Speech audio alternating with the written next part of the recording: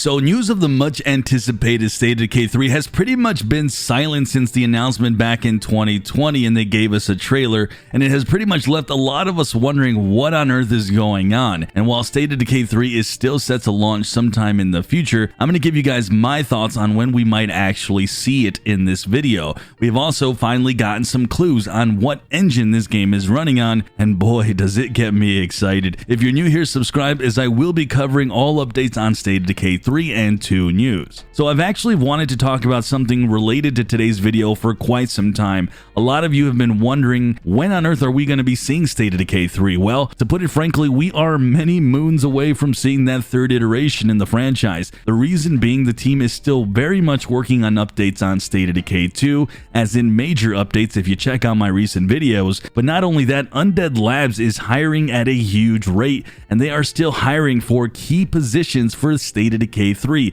like artists, content designer, sound guys. I mean, there are still really big positions that they are filling out, and with the mixture of knowing the big updates still to come in State of Decay 2 and these job listings, I feel like it's safe to say at the very absolute best we'll hear something late 2022, but I highly doubt we won't see any real talk until 2023, which I think is more realistic. But one of the key things that was actually found within these job listings is one here for the sound designer, and in one line it mentions collaborate with our technical sound designer to implement audio through blueprints, and in parentheses you see right there UE5, which stands for Unreal Engine 5. And right there, that is pretty darn awesome. And it tells me we are going to see some incredible next-gen visuals with State of Decay 3. Now, if you take a look here at some of the tech demos of Unreal Engine 5 in play, you can see, guys, there's some significant improvements, and this makes sense as State of Decay 2 runs off Unreal 4,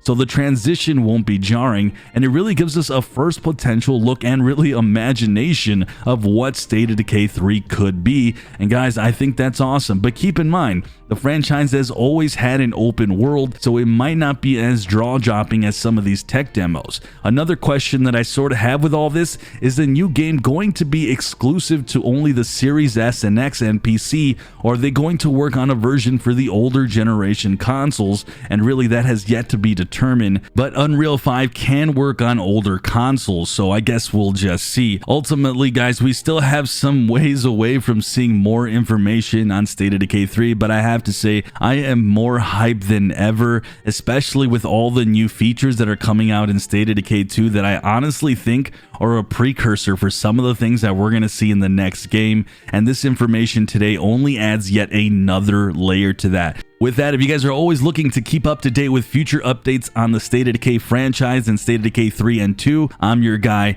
My name is Sunny, and I hope you survivors stay safe out there.